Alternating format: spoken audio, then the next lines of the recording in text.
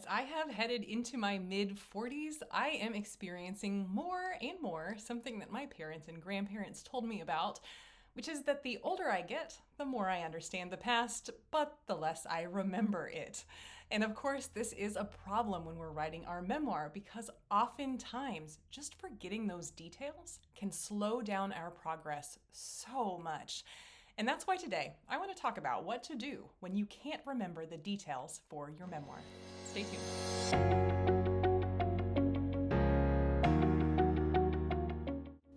You've got the story, you've got the idea, you just don't know the steps in the process. If this is what's holding your memoir back, I have got the solution for you. The Memoir Method Checklist is going to take you through every single step you need from idea to published, marketable book. And you can download it now at pageandpodium.com/checklist.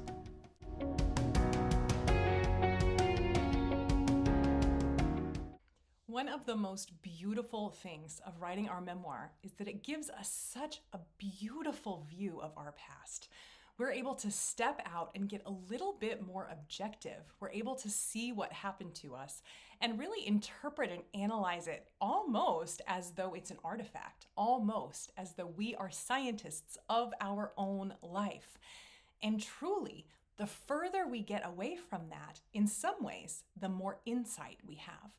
We're able to really step back when, in a lot of ways, we can't even really remember exactly how we felt at particular times in our lives.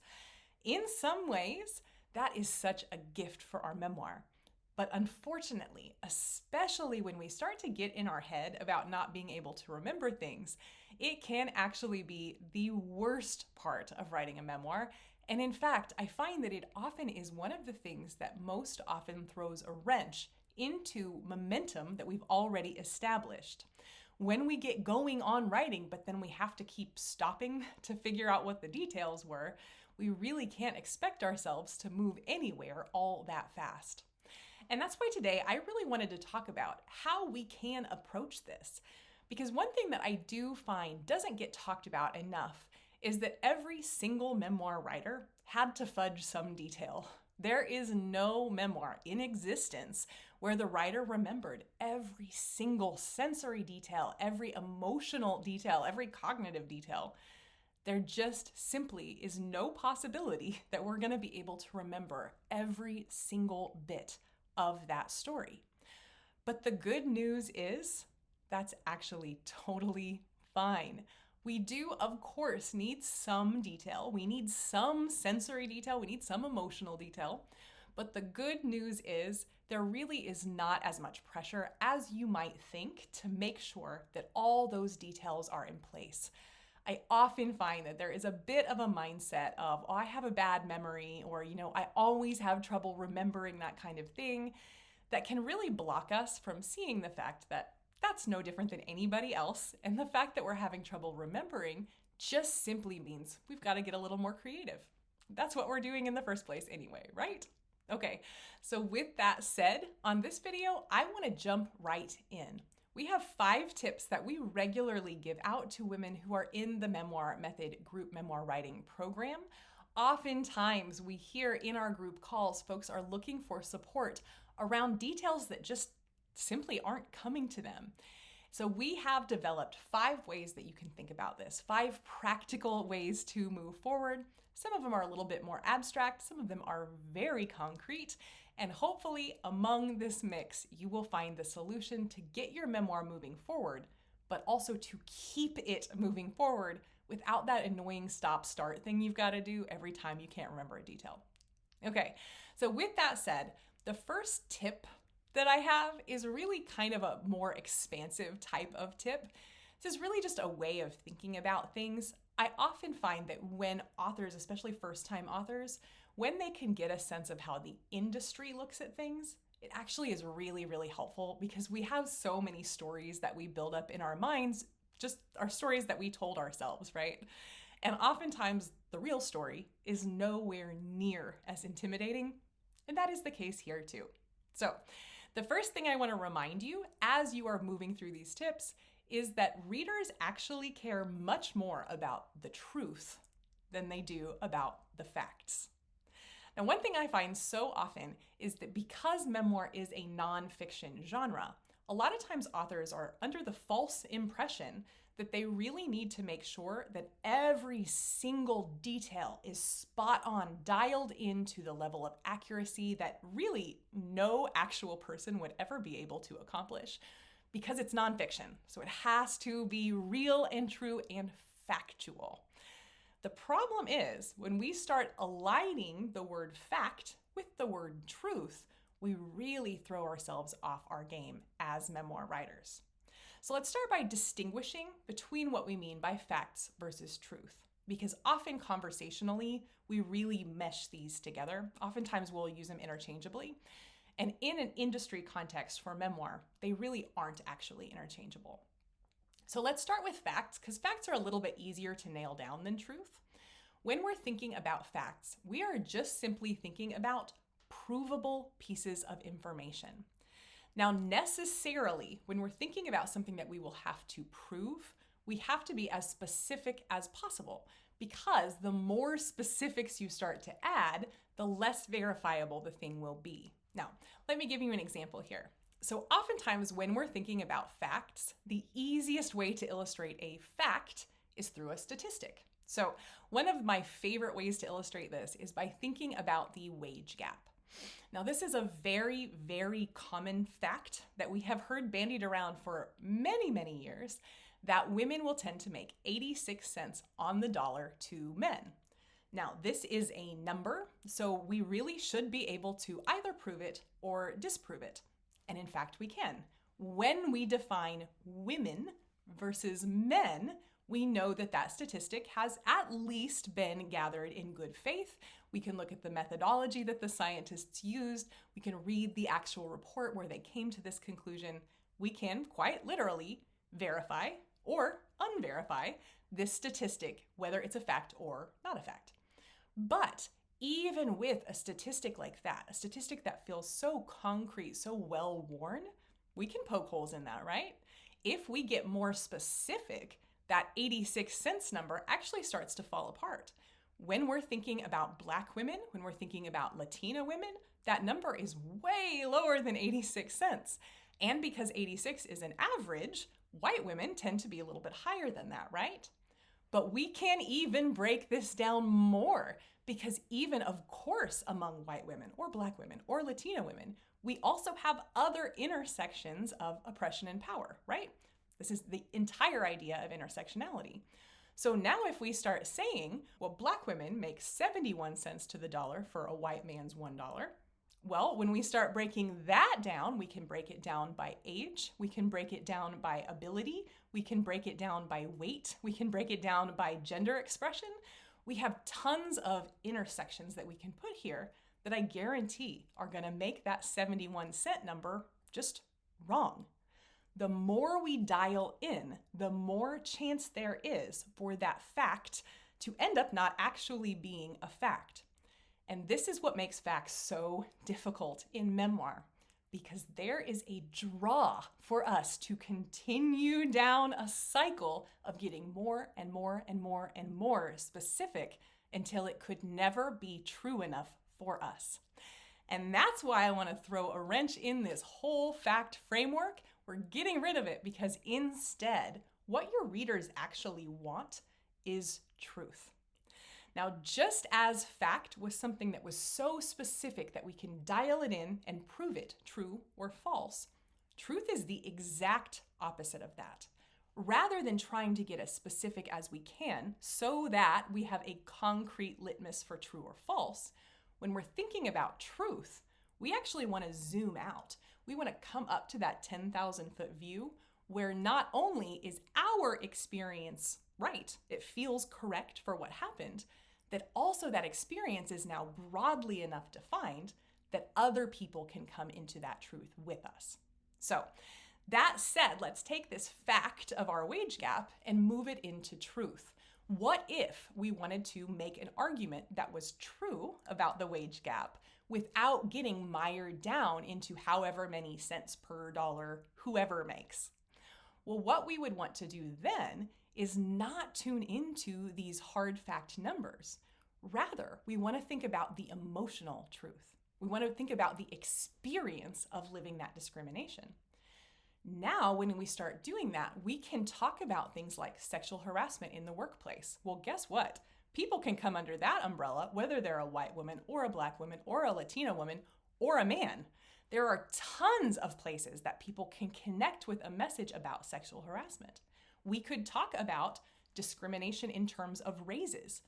Again, we can get everybody under that umbrella, right? Because it isn't so specific that we're eliminating incorrect possibilities. Instead, we're focusing on the shared correctness. We're looking at how we can pull our readers in with us under what I call the umbrella of truth and invite them to experience something that is true for us and true for them. This obviously then requires that we are not so focused on facts that we're cutting people out of our experience, right? Maybe I actually made 90 cents to a man's dollar, but I still got passed over for a promotion. Well, I can still relate to that in the same way that someone that makes 71 cents to the white man's dollar can also relate to that, right? We have now expanded out the way that we are thinking about truth without making it false.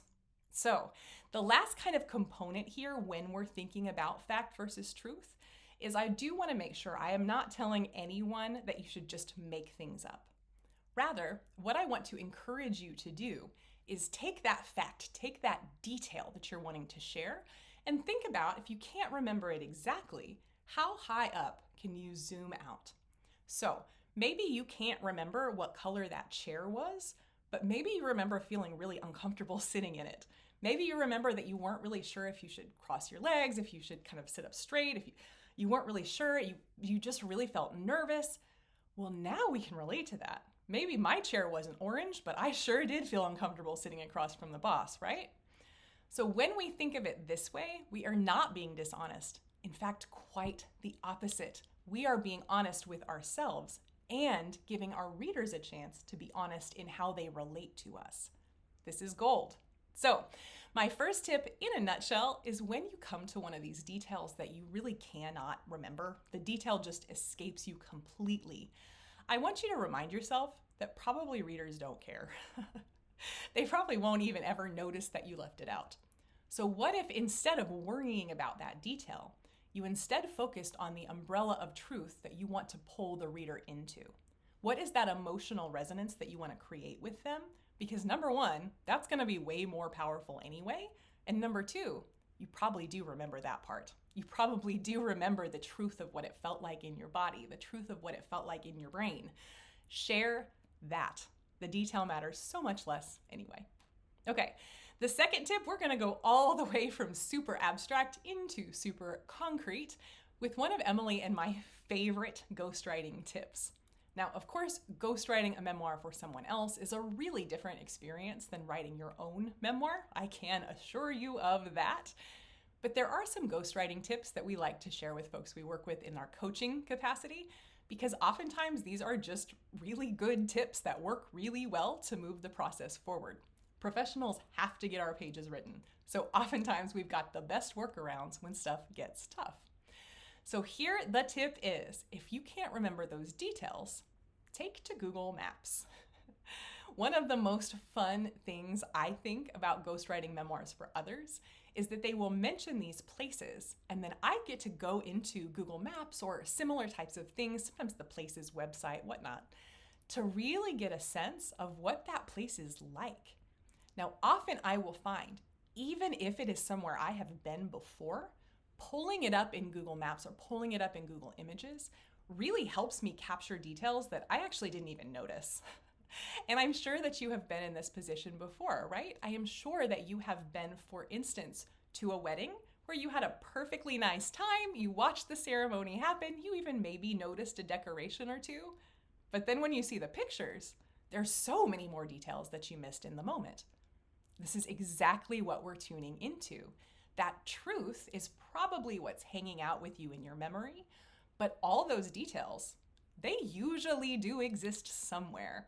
So pull out the ways that you can re-verify that information And very, very often, this is going to be something that you can Google and get at least close enough. I want to give you a little caveat here, because number one, you know I love a caveat. But also I think it's really important to note, what I do not want you to do is go down a rabbit hole. The problem with doing this kind of verification work is that oftentimes it can shift from more of an inspiration type place, more where we're just kind of looking to get a sense of what might be interesting, what might kind of give us some symbolism to play with, moving into needing every single fact to be right.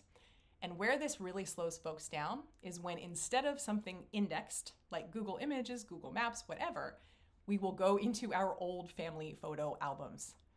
Y'all, there are arguments for doing this, but you can waste so much time digging through your family albums for your memoir, so much time, and most of it will not be necessary. Now, don't hear me say, if you enjoy going into your family albums, that you're not allowed to do that. That is not true. But what I do want to make really clear is that I have seen people get derailed for weeks because they were digging through pictures. And you know how this goes. You're never just going to find the one picture you want. You're going to get totally distracted by all the other pictures in there. You're going to think about a chapter you wrote last week and, oh, here's a picture. Did I do that right? It just is not going to be the way. So when you are following this tip, I really want you to stick to indexed things. Google Maps, Google Images. If you have social media, sometimes you can do this. If you remember back in the day, we used to put our Facebook pictures into albums. That does kind of a similar thing. If you're able to quickly find the time period, that might work. But I do not want you to take this tip as needing to dig back into photos to verify everything. We're not doing that. We're just gonna glance at that indexed thing enough to give us a little inspiration, really refresh our memory at whatever basic level we need, and then again, we're gonna move through those facts into the truth, because that's what the readers actually want. Okay, the third tip is I want you to brainstorm a list of facts that you do know. Oftentimes what I find happens is just by nature of the flow of the writing process, we get stuck on a detail that actually doesn't even need to be the detail that we include. So, for instance, I was talking about the orange chair earlier. Do I know what color the chair was? It actually hardly ever matters, right? Because what if instead of talking about the orange chair, because I can't remember if it was orange or blue or red or yellow, what if instead I talk about the mahogany desk? What if instead I talk about all of the leather books that were up on the shelf? What if instead I talk about the light coming through the window? There are so many detailed choices in any scene you read. And oftentimes, we kind of just default to the first one that comes up. So this tip is, I want you to take out a physical piece of paper. You know, I love to change your medium when we get stuck. Take out a physical piece of paper, and I want you to do 2 columns, facts and truths.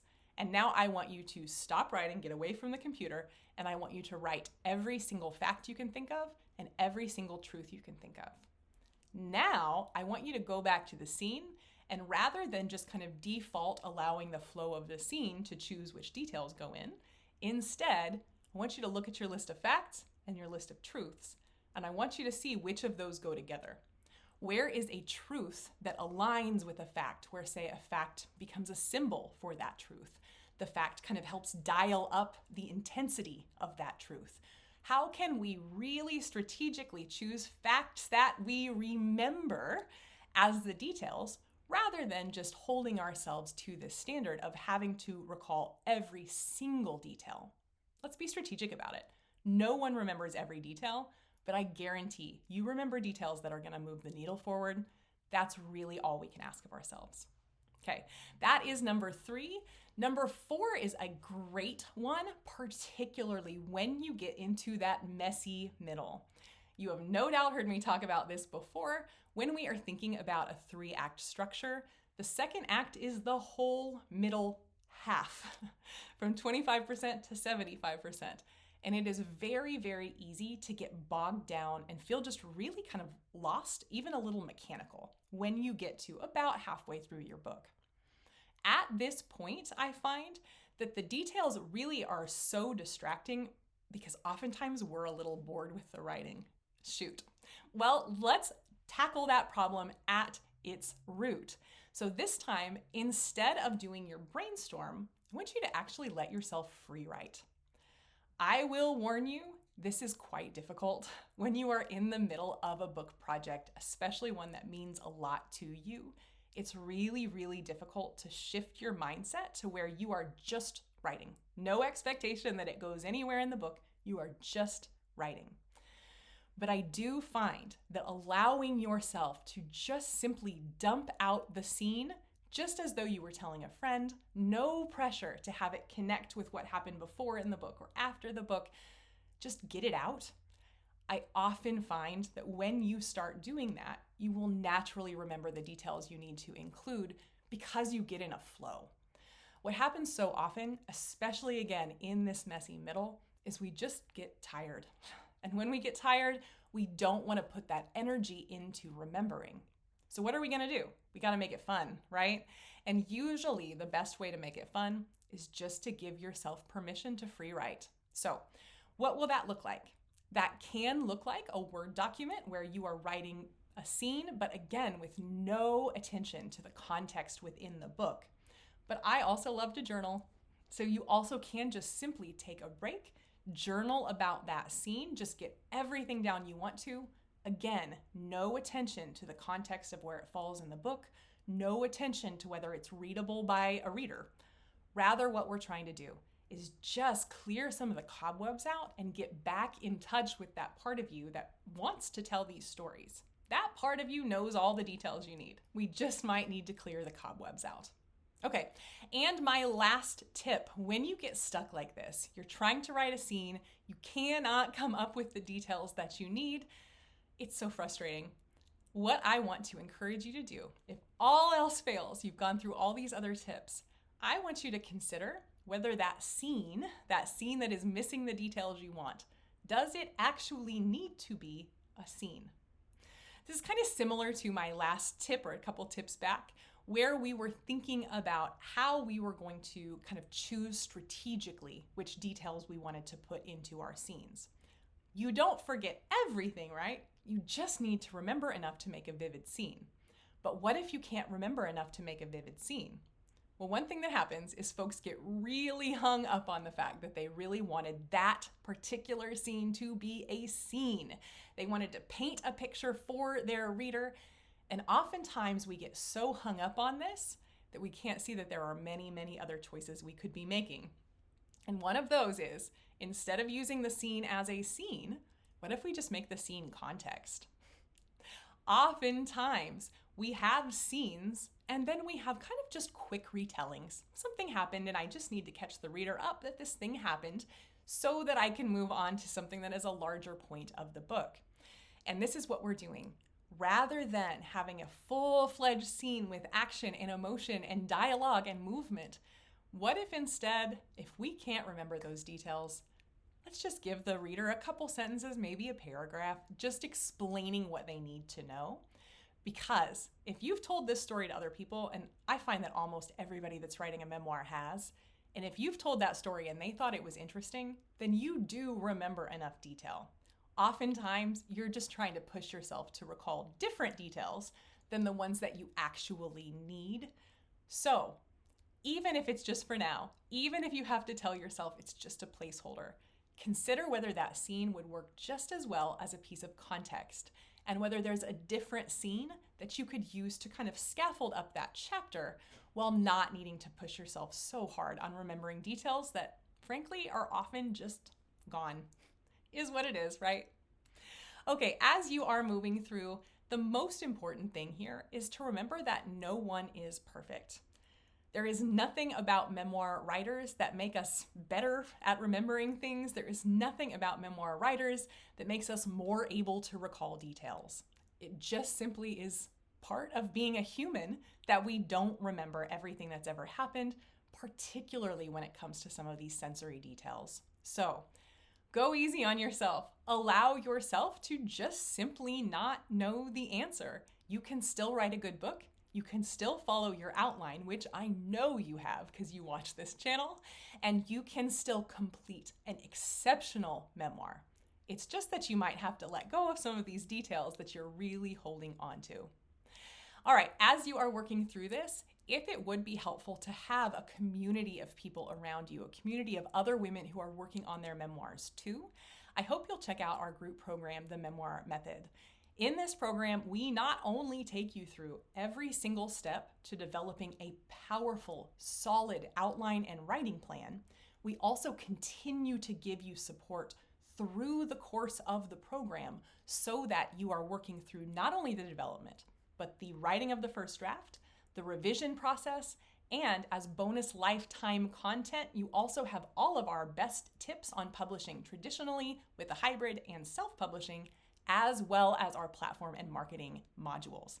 You get so much with this program, and I would love to have you in here. I think you'll find so much solidarity in other folks who are also working so passionately on their memoir and who are also very frustrated that they can't remember every detail either. All right, I would love to see you in that program. You can check it out at pageandpodium.com/memoir-method.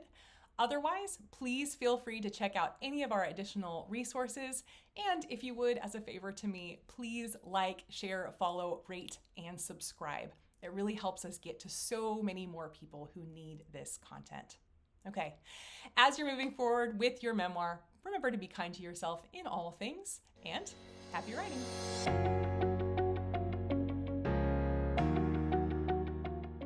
You know what they say, if you fail to plan, you plan to fail. And this is exactly what holds so many people back on their memoir projects. That is exactly why we created the Memoir Method Checklist, a full, complete list of every single step you need to take to get that memoir written, published, and marketed successfully. You can download it now at pageandpodium.com/checklist.